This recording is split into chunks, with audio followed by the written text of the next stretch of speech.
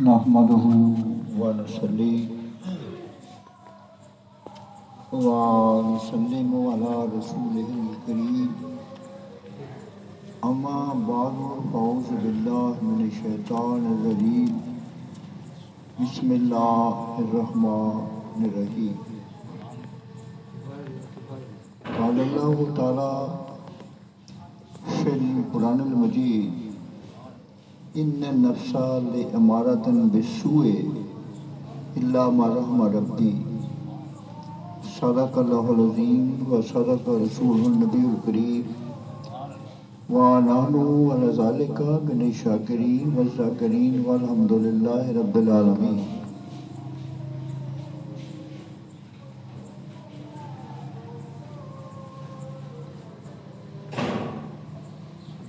وَجَاهِدُوا أَهْوَاءَكُمْ كَمَا تُجَادِلُونَ أَعْدَاءَكُمْ۔ حدیث مبارک ہے کہ تم اپنے نفسوں کے خلاف ایسے ہی جنگ لڑو جیسے میدان جنگ میں دشمن کے خلاف لڑتے ہیں۔ اور حضرت داؤد علیہ السلام پر وحی آئی، انا وضع فی دعوت النفس، اے داؤد مجھے اپنے نفس کی مخالفت میں ڈھونڈنا، میں تمہارے نفس کی مخالفت میں ہے، تم اپنے نفس کے خلاف چلو گے تو میرا قرب آسمان۔ تو معزز سامعین، انسان کی تخلیق سے پہلے جو اعلیٰ ترین مخلوق تھی وہ فرشتے تھے، مگر فرشتوں کے اندر، فرشتے جو ہیں ان کے اندر نفس نہیں تھا۔ معنی عبادت، معنی اطاعت، رب کی اطاعت کے رستے میں رکاوٹ آنے والی فرشتوں میں کوئی قوت نہیں تھی۔ اطاعت کے رستے میں رکاوٹ آنے والی، حق کے رستے پر چلنے والی کوئی قوت فرشتوں کے ساتھ رکھی ہی نہیں گئی۔ اس لیے فرشتوں کا کھانا پینا بھی عبادت ہی تھا۔ وہ روحانی مخلوق تھی، ان کی شب و روز عبادت میں ہی گزرتی تھی، ان کے پاس اختیار ہی نہیں تھا خلاف ورزی کرنے کا۔ وہ لذت جو حق تعالی تخلیق آدم سے لینا چاہتا تھا وہ فرشتوں سے میسر نہیں تھی۔ اس کے اندر، اس وجود کے اندر اللہ تعالیٰ نے روح کے ساتھ ساتھ جو حق کی طرف اس کو لے جاتی ہے نفس رکھا ہے، وہ اس کو حق کے خلاف لے کر جانا چاہتا ہے۔ یہ بڑی کشمکش میں ہے، اس کشمکش حیات میں صبح و شام اس کے اندر بے قراری اور تڑپ سی موجود رہتی ہے۔ تو اس کے اندر نفس رکھ کر پھر حکم دیا گیا ہے کہ یہ بری خواہشات کی طرف لے جائے گا، میری نافرمانی کی طرف لے جائے گا۔ یہ قوت خود میں نے رکھی ہے آپ کے اندر، یہ رکاوٹ بنے گا، یہ مخالفت کرے گا میری طرف آنے میں، لیکن تم میں میرا وہ ہے جو اس کی مخالفت کو ٹھکرا کر میرے راستے پر چلے، میرے راستے پر چلے۔ جب حضرت آدم علیہ السلام کو پیدا کیا جنت میں تو فرمایا گیا اے آدم لا تقربوا هذه الشجر، اس درخت کے قریب مت جانا۔ یہ پہلی پابندی تھی جو اللہ تعالیٰ نے آدم کے نفس پر لگائی، اور حضرت آدم علیہ السلام اس پابندی پر چل نہیں سکے، انہوں نے دانا کھا لیا۔ حضرت مائی ہوا کے کہنے میں ضبط نفس کی بجائے نفسانی خواہش کے پیچھے چل پڑے، تو اللہ تعالیٰ نے ان سے جنت چھین لی اور جنت سے نکال دیا اور فرمایا اے آدم اب ہم آپ کو زمین پر بھیجتے ہیں اور محنت مشقت اطاعت فرما برداری کرو گے تو دوبارہ اس جنت میں آؤ گے، ورنہ نہیں آؤ۔ خلق الآدم فی کبد، سورہ بلد کی آیت نمبر 4 ہے کہ ہم نے انسان کو محنت مشقت میں پیدا کیا۔ محنت مشقت اس کے لیے لازم ہے، اور ضبط نفس تزکیہ نفس کے لیے طریقت میں محنت کشی چلہ کشی ضروری ہے، لازم ہے۔ اس رستے میں نفسانی رکاوٹوں کو، ہڈلز کو، بیریئرز کو کراس کرنے کے لیے، ان جمپوں کو کراس کرنے کے لیے ضروری ہے کہ آدم محنت کرے۔ سست اور کہل آدمی شریعت پر چلنے میں ناقص رہتا ہے۔ مجاہد، یہ خلوت نشینی کا سٹارٹ کہاں سے ہوا؟ یہ بارگاہ رسالت سے تو ہوا ہے۔ 25 سال کی عمر میں آپ نے حرام میں جانا شروع کیا اور 40 سال تک جاتے رہے۔ یہ کیا تھا؟ یہ خلوت نشینی ہی تو تھی، تنہائی تو تھی۔ وہاں پیغمبر رحمت کیا کرتے تھے؟ دو ہی تو کام کرتے تھے، ذکر قلبی پاس انفاس، جلی خفی ذکر اور مراقبہ۔ اس میں روحانیت اتنی ڈیولپ ہو گئی کہ اللہ تعالیٰ نے جبریل کو بھیج دیا کہ میرے محبوب کو کہہ دو کہ آج سے آپ ہمارے پیغمبر ہیں۔ رسالت کا دعویٰ دیا، اگرچہ آپ ازل سے ہی نبی ہیں لیکن اس سسٹم میں سے اس کے باوجود آپ گزرے ہیں تاکہ آنے والوں کے لیے مشعل راہ بنے، ماڈل بنے، رول بنے کہ جب اتنی بڑی ہستی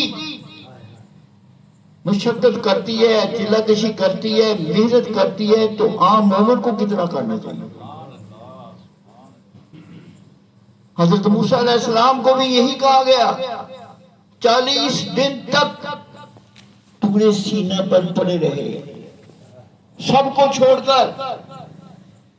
کوثر کی خلوت ہے تعلیم خود آگاہی، علامہ صاحب نے لکھا ہے، واشت نہ سمجھ اس کو اے مرد مسلمانی، اے مسلمان، پہاڑوں کی خلوت میں، جنگلوں اور صحراؤں کی تنہائیوں میں حق تعالیٰ کو یاد کرنا وحشت نہ سمجھ اس کو، اے مرد کے مسلمانی، کوثر کی خلوت ہے تعلیم خود آگاہی۔ جن لوگوں نے سیران وردی کی ہے، جو پہاڑوں کی غاروں میں رہیں، جو جنگلوں میں رہیں، ان سے ان کی خودی کی تعبیر خودی آبادیوں میں رہ کر نہیں، خلوتوں میں رہ کر ہوئی۔ اور جو بہت سی دوسرے مذاہب کے لوگ ہیں، انہوں نے اظہار ثانی نفس کو ضبط میں ڈالنے کے لیے طرح طرح کی اذیتیں اختیار کی ہوئی ہیں۔ اظہار ثانی رہبانیت انہوں نے اختیار کی ہے، غیر شرعی چلہ کشی اور طریقہ عبادت رکھے ہیں، لیکن اسلام نے ان سب کو کنڈم کیا ہے اور ان غیر شرعی چلوں کی حرکات و سکنات کی نفی کی ہے۔ اسلام نے ایک بہترین متبادل ضابطہ حیات شریعت مطہرہ کی روشنی میں بھیجا ہے جو کامیابی کی ضمانت ہے۔ جو شریعت کے روٹ پر چلتا ہے اس سے زیادہ کامیاب کوئی انسان نہیں ہوتا۔ حضرت مجدد الفسانی فرماتے ہیں شریعت مطہرہ کی قولاً فعلاً عملاً خیالاً مخالفت کرنا سراسر نحوست اور بربادی ہے، اور شریعت مطہرہ کی قولاً فعلاً عملاً خیالاً مطابقت کرنا خیر سراسر خیر ہے۔ آسان ترین طریقہ، رب کی رضا کا آسان ترین طریقہ ضبط نفس میں رکھا گیا ہے۔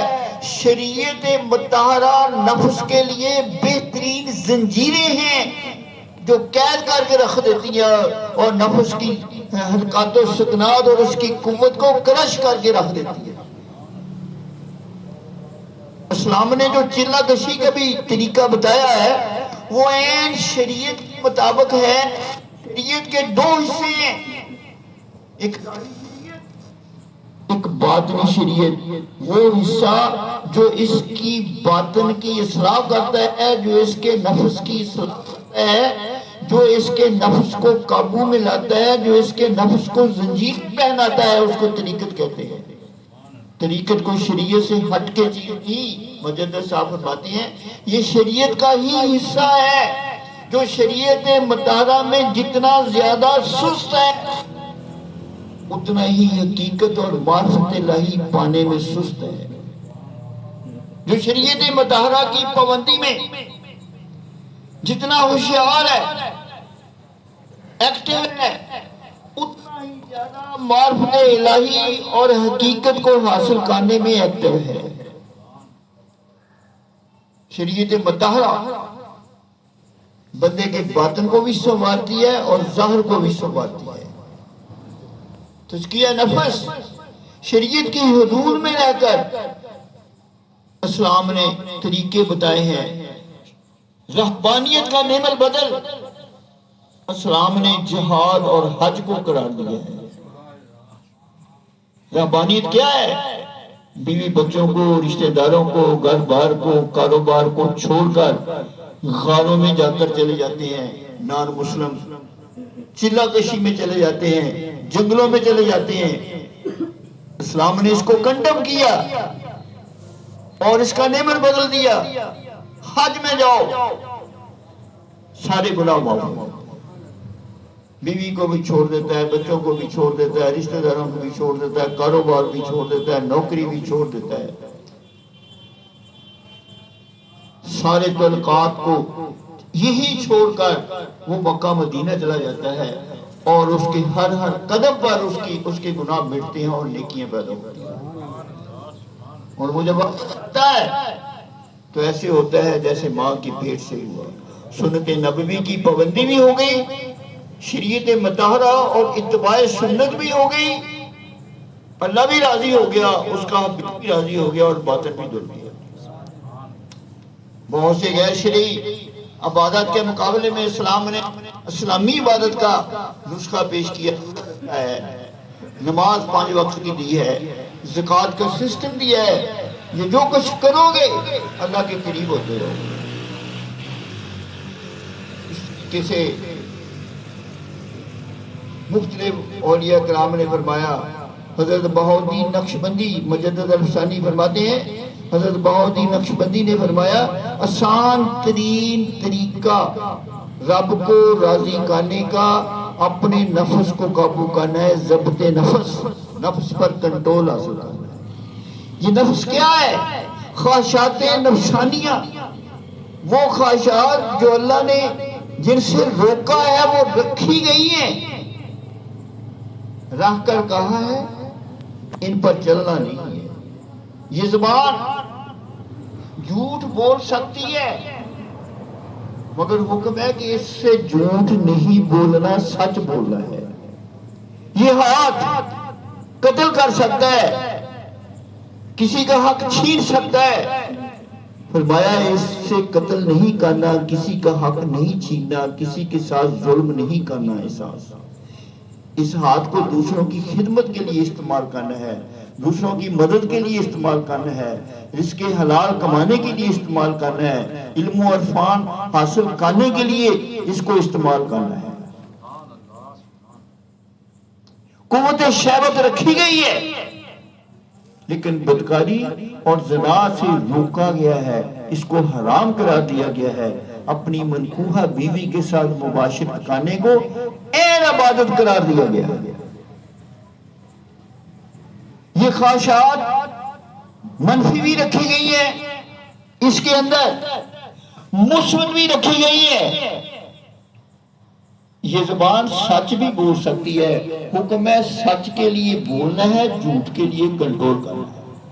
یہ آنکھ محبت سے، پیار سے، شفقت سے دیکھ سکتی ہے، اس کام کے لیے اس کو استعمال کرنا ہے۔ نفرت سے، حقارت اور تکبر کے لیے بھی یہ استعمال ہو سکتی ہے۔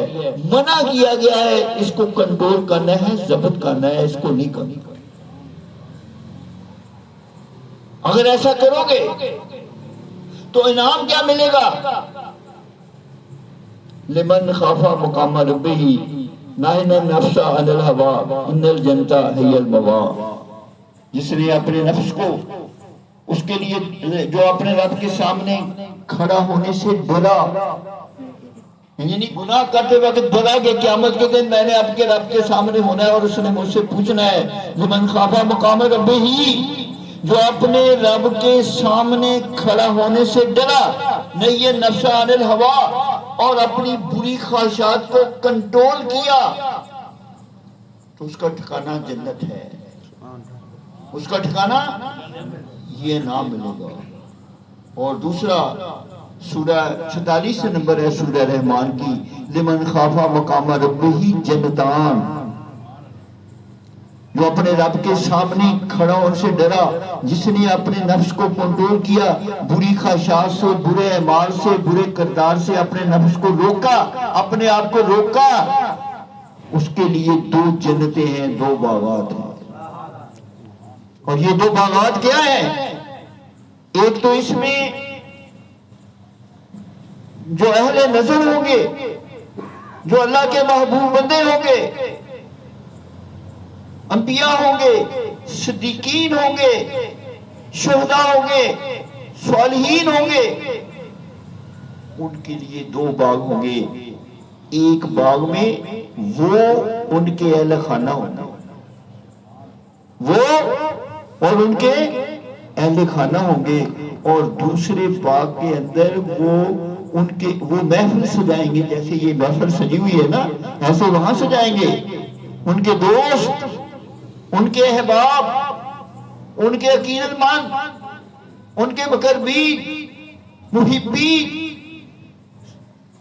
وہاں ان کے ساتھ وہ اپنا وقت گزاریں گے، وہ ان کا ساتھ گزاریں گے۔ لمن خاف مقام ربہ جنتان، ہم اس کو 2 جنتیں دیں گے قیامت میں۔ جس نے ضبط نفس کیا، اس سے جب انسان کا نفس کرش ہو جاتا ہے، ان ایکٹیو ہو جاتا ہے، تقریباً ڈیڈ ہو جاتا ہے، تو پھر وہ روح کا ساتھی بن کر اس کی قوت ڈبل ہو جاتی ہے۔ جیسے یورینیم کو اگر توڑا جائے تو اس سے ایٹم بنتا ہے، اس یورینیم کے ایٹم کو توڑا جائے اس سے ایٹم بم بنتا ہے، انرجی کا لاوا نکلتا ہے، جو تعمیری مقصد کے لیے استعمال کرو تو انرجی بن کر فائدہ مند ہوتا ہے، اور اگر تخریبی مقصد کے لیے استعمال کرو تو ایٹم بم بن کر، ہائیڈروجن بم بن کر، کٹر بم بن کر پہاڑوں کو، انسانوں کو، جنگلوں کو تباہ کر دیتا ہے۔ جب ایٹم پر عمل ہوتا ہے، کیمیکل ایکشن، جب سونے اور چاندی پر عمل ہوتا ہے، کیمیکل ایکشن ہوتا ہے تو کشتہ بنتا ہے، سونے کا کشتہ، چاندی کا کشتہ، تانبے کا کشتہ، علم طب میں، حکمت میں حکیم بناتے ہیں، اور اس کشتے کو مارنے کے بعد اس کی طاقت کئی گنا بن جاتی ہے، جو کمزور آدمی کھاتا ہے اس کی طاقت بڑھ جاتی ہے کچلنے سے، کرش کھانے سے۔ اسی طریقے سے پانی پر جب کیمیکل ایکشن ہوتا ہے تو وہ باپ بن کر اٹھتا ہے، اور جب وہ کسی محفوظ جگہ پر اس کو محفوظ کیا جائے تو وہ طاقت اور قوت بن کر انجن کو چلاتا ہے، جس کے پیچھے کئی ڈبے ہوتے ہیں اور ڈبوں میں کئی مسافر اور جانور ہوتے ہیں، وہ سب کو کھینچ لیتا ہے۔ پانی کے اندر خفیہ انرجی باہر سکرین پر آ جاتی ہے۔ اسی طریقے سے کوہ طور پر جب حق تعالیٰ کی تجلی گری تو کوہ طور جو ہے ریزہ ریزہ ہو گیا، اور ریزہ ریزہ ہو کر وہ آنکھوں کی بینائی بن گیا، سرما بن گیا، اس کے اندر طاقت آ گئی۔ اسی طریقے سے جب انسان کا نفس ضبط میں آ جاتا ہے، کنٹرول میں آ جاتا ہے، نفس مر جاتا ہے، فرشتوں کے اندر نفس نہیں ہے، ساری روحانیت ہے، لیکن انسان کے اندر جب نفس کو کرش کے آگے بڑھتا ہے تو یہ فرشتوں سے آگے نکل جاتا ہے، فرشتوں سے آگے نکل جاتا ہے۔ اس مقصد کے لیے اولیاء کرام نے بڑی محنت کی ہے۔ حضرت جنید بغدادی فرماتے ہیں، میں یعنی 10 سال تک اپنے دل کے دروازے پر بیٹھا رہا اور دل کی نگرانی کرتا رہا، 10 سال تک دل کی نگرانی کرتا رہا۔ دل کی نگرانی کیا ہے؟ کہ دل کی ہر دھڑکن میں اللہ ہو جائے، اللہ ہو دل کی دھڑکن بن جائے، سانس بن جائے، سانس بن جائے، سانس کو ذاکر بنانا ہے، دل کو ذاکر بنانا ہے۔ تو حضرت جنید بغدادی فرماتے ہیں، میں نے 10 سال تک اپنے دل کے دروازے پر بیٹھا رہا اور اس کی نگرانی کرتا رہا، کوئی سانس مس تو نہیں ہوا، اور پھر 10 سال تک دل میری نگرانی کرتا رہا کہ کہیں جنید ادھر ادھر تو نہیں جاگ رہے۔ پھر 20 سال تک ایسا ہوتا رہا، پھر 30 سال ایسے گزرے، جنید بغدادی فرماتے ہیں پھر 30 سال ایسے گزرے کہ مجھے ہر جگہ ہر طرف اللہ کا نور ہی نظر آتا تھا، غیر اللہ نظر ہی نہیں آتا تھا، نور الہی نظر آتا تھا ہر طرف۔ حضرت جنید بغدادی رحمت اللہ علیہ فرماتے ہیں، ایک دفعہ ان کی آنکھ بیمار ہو گئی، طبیب آیا، ڈاکٹر آیا اور کہنے لگا ہے جنید اگر آنکھ کی ضرورت ہے تو اس کو پانی نہیں لگانا، یہ ضائع ہو جائے گی، خراب ہو جائے گی میرے علم کے مطابق۔ حضرت جنید بغدادی فرمانے لگے کہ میں وضو اور نماز تو نہیں چھوڑ سکتا۔ حکیم چلا گیا، انہوں نے کہا میں تو وضو اور نماز نہیں چھوڑ سکتا، میں اپنے رب کے حکم کی نافرمانی تو نہیں کر سکتا، ضائع ہوتی ہے تو ضائع ہو جائے۔ تو جب حکیم دوبارہ آیا اس نے دیکھا کہ جنید بغدادی کی آنکھ بالکل صحیح ہو گئی، بالکل صحیح ہو گئی۔ پوچھا یار یہ اللہ کی شان ہے، یہ تو ختم ہو جانی تھی پانی سے لگنے سے۔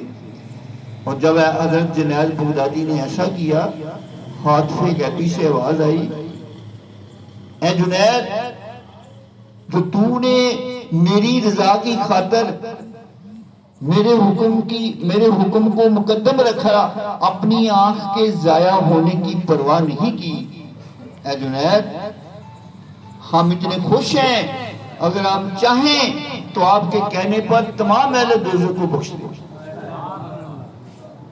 تو نے اپنی خواہش نفس کو کرش کر کے میری خواہش پر چلا کہ یہ میرے رب کا حکم ہے۔ حضرت جنید بغدادی رحمت اللہ علیہ جب ضعیف تھے تو بھی اپنے وہ وظائف، وہ مراقبے، وہ عبادتوں کا سٹینڈرڈ، وہ چلے بڑھاپے میں ویسے ہی کرتے رہے جیسے جوانی میں کرتے رہے۔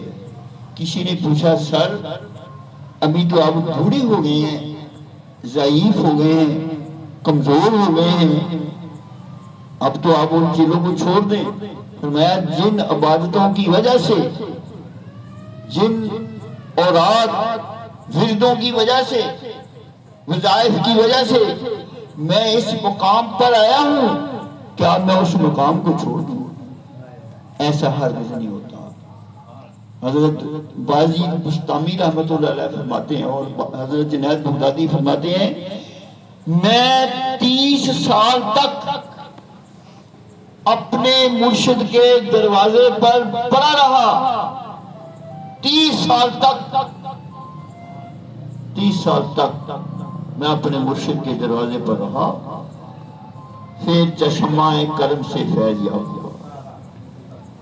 اتنی محنت جا کر اتنے پہلوان تیار ہوتے ہیں، جیسے پہلوان ہوتا ہے نا کھاڑے کا، اس کی خوراک ہر بندے سے زیادہ ہوتی ہے۔ ہم تو پیالیوں میں دہی کھاتے ہیں نا، وہ کوڑوں میں کھاتے ہیں، ہم تو پلیٹوں میں سالن کھاتے ہیں، وہ پراتوں میں اور دیگوں سے کھاتے ہیں۔ ہم تو کلوں میں، آدھا کلو میں دودھ پیتے ہیں، وہ بالٹیاں پیتے ہیں، اور پینے کے بعد پھر کئی گھنٹے، 10 گھنٹے، 18 گھنٹے، 14 گھنٹے وہ پھر کھاڑے میں رہتے ہیں، ورزش کرتے ہیں اور ان کو بندے مارتے ہیں، ڈانگوں سے، لاٹھیوں سے، بکوں سے وہ ان کو مارتے ہیں، پھر جا کر وہ میدان کارزار میں پہلوان بنتے ہیں۔ عام خوراک سے کئی گنا ان کی خوراک زیادہ ہوتی ہے۔ اس طریقے سے عام آدمیوں کی خوراک تو صبح جو ہے وہ صبح کا ناشتہ ہے، فجر کی نماز، عام آدمیوں کی خوراک تو ہے ظہرانہ زور کی نماز، عام آدمیوں کی لائٹ ہے شام کی چائے، یہ سرانہ چار کھاتے ہیں، اور عام آدمیوں کی خوراک رات کو ذرا لمبی خوراک کھاتے ہیں کیونکہ ساری رات پھر دوبارہ کھانا نہیں ہے، تو وہ بھی پھر عشاء کی نماز اس کے مقابلے میں 17 رکعتیں رکھی گئی ہیں۔ یہ تو عام بندوں کے لیے خوراک ہے، جو پہلوان ہیں وہ تو 18 گھنٹے ذکر کرتے ہیں، وہ کئی دن بھوکے رہتے ہیں، وہ کئی دن سوتے نہیں ہیں، نیند پر وہ غالب، بھوک پر وہ غالب، پیاس پر وہ غالب، بھوک ان کی پابند ہو گئی، پیاس، اس کے نتیجے میں بھوک میں کھانے کی جگہ اللہ کا ذکر دیتے ہیں، پانی پینے کی جگہ اللہ کا ذکر دیتے ہیں، نیند کی جگہ وہ اللہ کا ذکر دیتے ہیں۔ جب اس سٹینڈرڈ سے وہ ڈوز استعمال کرتے ہیں تو ان کا نفس ختم ہو جاتا ہے، ان کا نفس جو ہے اس کی خوراک بھی پھر عبادت ہی بن جاتی ہے۔ جب نفس کی خوراک بھی عبادت ہو جائے، روح کی خوراک بھی عبادت ہو جائے، پھر یہ بندہ مومن خدا کا محبوب ہو جاتا ہے، پھر یہ بندہ مومن خدا کا محبوب ہو جاتا ہے۔ اگر روحانی جو روحانی پہلوان بنے ہیں وہ سو کر بستروں پر نہیں بنے، وہ کھا پی کر نہیں بنے، بھوکے رہا۔ حضرت ابو ہریرہ فرماتے ہیں کہ پیغمبر رحمت نے فرمایا انسان کی بربادی 3 چیزوں سے ہوتی ہے۔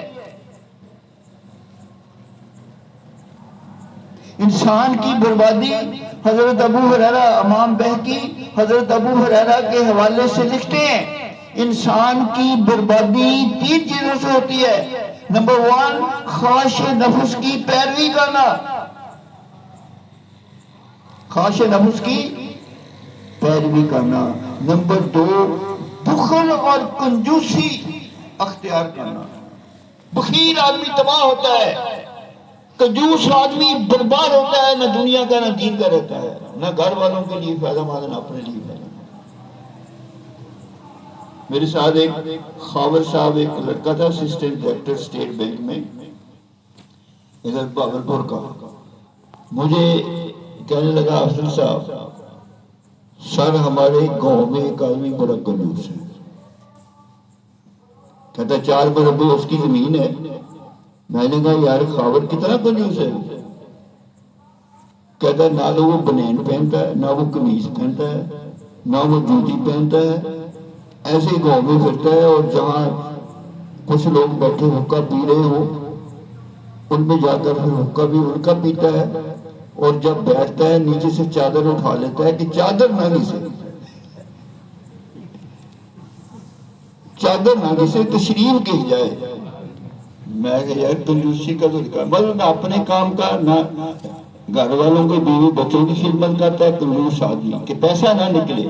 تو حضور نبی پاک صلی اللہ علیہ وسلم نے فرمایا انسان کی بربادی 3 چیزوں سے ہوتی ہے: خواہشات نفس کی پیروی، جن خواہشات سے روکا ہے، زنا سے، شراب سے، جھوٹ سے، دھوکہ دہی سے، رزق حرام سے، یہ سب خواہشات نفسانیہ، یعنی وہ خواہشات جو شریعت کے الٹ ہیں، جن سے منع کیا گیا ہے، روکا گیا ہے کہ یہ کام نہ کرو، دھوکہ نہ دو، جھوٹ نہ بولو، قتل نہ کرو، شراب نہ پیو، چوری نہ کرو، سمگلنگ نہ کرو۔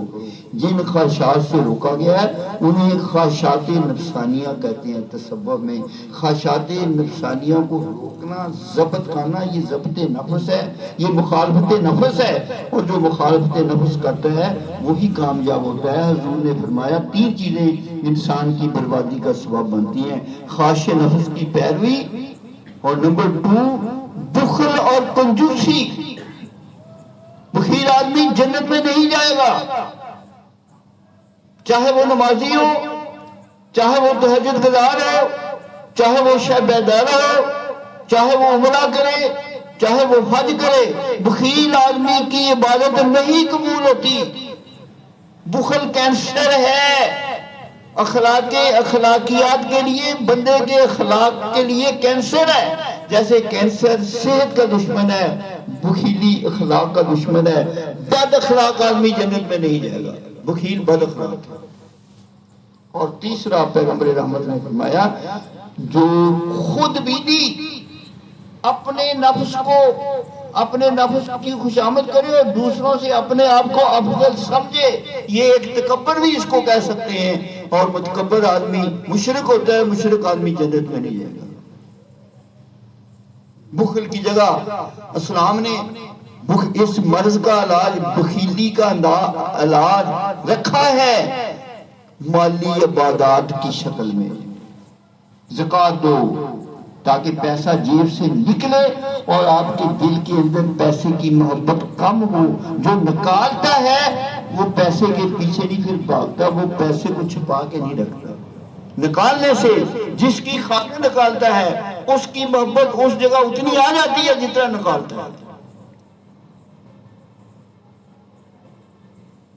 اسی طریقے سے صدقہ رکھا ہے، خیرات رکھا ہے، عشر رکھا ہے، فطرانہ رکھا ہے، فدیہ رکھا ہے۔ یہ ساری عبادات اس کے روحانی کینسر کو ختم کرنے کے لیے رکھی گئی ہیں۔ جو بندے کنجوس آدمی زکوٰۃ میں نہیں دیتا، وہ کسی کی دعوت بھی نہیں کرتا، وہ اچھا گیسٹ ہوتا ہے اور ورسٹ ہوسٹ ہوتا ہے۔ وہ چاہتا ہے میرے گھر آ کر نہ کوئی کھائے، میں سب کے گھروں میں جا کر کھاؤں۔ اور جب وہ دعوت ہوتی ہے، کسی دعوت میں جانا ہے، بعض کا کئی تو ایک دو دن پہلے ہی بھوکا رہنا شروع کر دیتے ہیں، اور پھر وہ پلیٹوں کے اندر تازیے بناتے ہیں، ملٹی سٹوری بلڈنگز بناتے ہیں، پھر بیمار بھی ہوتے ہیں۔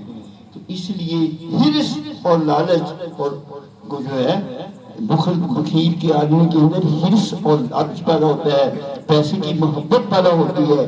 پیغمبر رحمت نے فرمایا یہ 3 چیزیں ہلاکت کا سبب بنتی ہیں۔ نمبر 1 خواہشات نفس کی پیروی، نمبر 2 بخل اور کنجوسی۔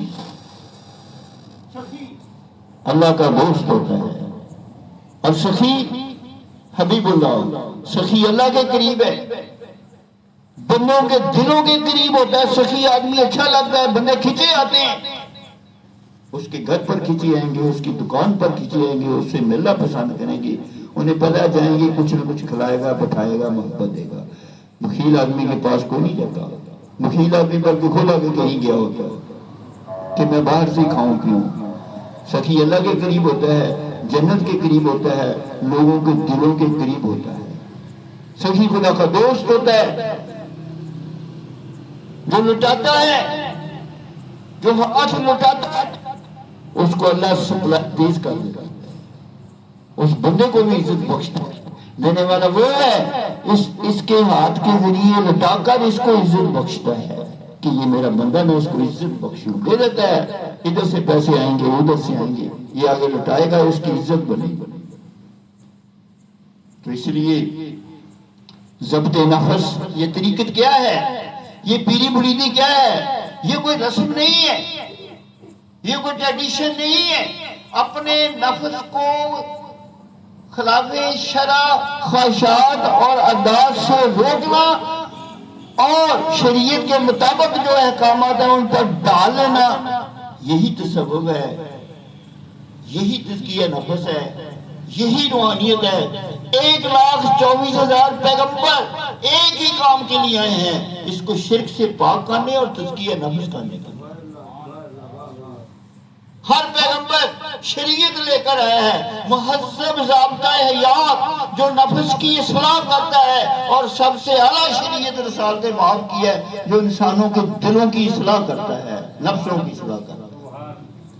اس لیے اس شریعت کو اسٹڈی کرو، علماء سے سنو، کتابوں میں پڑھو، حضور کے طریقہ زندگی کو اخباروں میں پڑھو، علماء کی تقریروں میں دیکھو، مشائخ کی صحبتوں میں سنو، اور پھر اس پر عمل پیرا ہو۔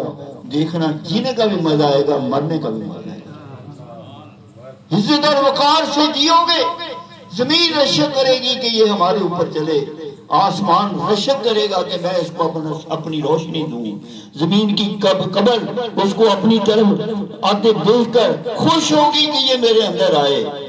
جانور اپنی گردنیں اس کے آگے جھکا لیتے ہیں، جب یہ خدا کے آگے جھک جاتا ہے اور حضور کے سانچے میں ڈر جاتا ہے۔ اللہ تعالیٰ ہمیں ضبط نفس کی توفیق دے۔ شریعت مطہرہ میں پوشیدہ حکمتیں، حضرت ابوبکر صدیق رضی اللہ تعالیٰ عنہ کو ایک دن حضرت علی پوچھنے لگے، اے صدیق، یار ہم بھی حضور کے ساتھ ہیں، آپ بھی ہیں، آپ کا اتنا درجہ کیوں زیادہ ہے؟ سب سے زیادہ آپ کا درجہ کیوں ہے؟ اتنا درجہ کیوں ہے صدیق اکبر آپ کا؟ ایک دوسرے سے پوچھتے تھے، سڑتے نہیں تھے، تاکہ کوئی نکتہ ملے تو میں بھی وہ اختیار کروں، رشک کرتے تھے۔ حضرت صدیق اکبر نے فرمایا، اے علی، ایک تو کچھ لوگ میں نے دیکھا، جب میں اسلام میں داخل ہوا تو میں نے دیکھا کہ کچھ لوگ دنیا کے طالب ہیں، مسلمان بھائی بھی دوسرے بھی دنیا کے طالب ہیں، کچھ میں نے دیکھا آخرت کے طالب ہیں۔ میں نہ دنیا کا طالب رہا، نہ میں آخرت کا طالب رہا، میں خدا کا طالب رہا، میں خدا کا کہ مجھے تو چاہیے۔ تو اب دنیا جس طرح کہتے ہیں نا، اب دنیا مخنث، دنیا ایک خسرو کی طرح ہے، العقبہ مخنث، عقبہ کی طلب مؤنث ہونا ہے، مؤنث کی طرح ہے۔ کیوں؟ Paradise is a decorated place, جنت ایک خوبصورت اور سجاوٹ والی چیز ہے، and decoration is liked by the women, اور خوبصورتی عورتوں کو پسند کرتی ہے۔ تو جو آخرت کا طالب ہے وہ عورت ہے، مؤنث ہون، طالب الدنیا مخنث، طالب العقبہ مؤنث، طالب المولا مذکر۔ مرد وہ ہے جو دنیا کو سے بھی بے نیاز ہو جائے، جنت اور اس کی حور و قصور سے بے نیاز ہو جائے، اور حق تعالیٰ کا نیاز مند ہو جائے۔ اے علی، میں نے یعنی حق تعالیٰ کو اپنا مقصود بنایا۔ دوسرا، میں نے کام کیا کہ جب سے میں نے ذکر مجھے ملا، مجھے ذکر کی لذت اتنی آئی ہے، اتنا میں ذکر کرتا ہوں، اتنی مجھے لذت رہتی ہے، اس لذت میں مجھے کھانے کی بھی کوئی لذت نہیں رہی، میں سب لذتوں کو بھول گیا، کھانے کی، پینے کی، سونے کی، پہننے کی، کوئی لذت نہیں، میں نے اختیار سب چھوٹ گئی، اس لذت میں ہی 24 گھنٹے کرتے رہتا ہوں، دائمی ذکر، اس سے ایک لذت پیدا ہوتی ہے، آپ ذکر کر کے ہٹے نا، آپ کے منہ میں مٹھاس پیدا ہوگی، لذت پیدا ہوگی، اس لذت کے بعد آپ کوئی بھی چیز کھائیں گے وہ اچھی نہیں لگے گی، تو اسم ذات کی لذت دو جہاں سے کرتی ہے بیگانہ کو، عجب چیز ہے لذت آشنائی، اے علی ذکر کی لذت نے میں ہر لذت کو چھوڑ دیا، صرف اس لذت میں غرق ہو گیا۔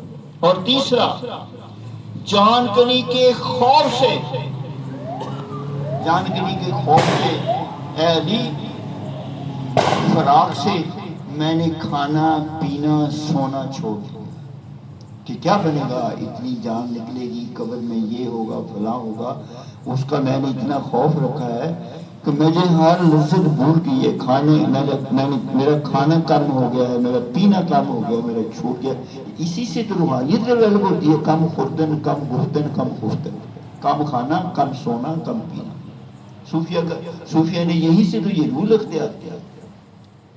تیسرا، چوتھا، اے علی ایک رضائے الہی ہے، ایک رضائے نفس ہے، ایک میرا نفس کہتا ہے کہ یہ کام کرو، ایک میرا رب کہتا ہے یہ کرو، نفس اس کے الٹ کہتا ہے جو رب کہتا ہے، اندر سے پتہ چلتا ہے کہ رب کیا چاہتا ہے، کہ اس بارے میں رب نے کہا ایسا کرو، حضور نے فرمایا ایسا کرو، نفس کہتا ہے نہیں سوئے رہو، چھوڑ دو، یہ کرو، اس میں لذت ہے، زنا کر لو، شراب پی لو، پیسے لوٹ لو، خزانے لوٹ لو، تو میں نے رضائے نفس کو چھوڑ کر رضائے الہی اختیار کیا۔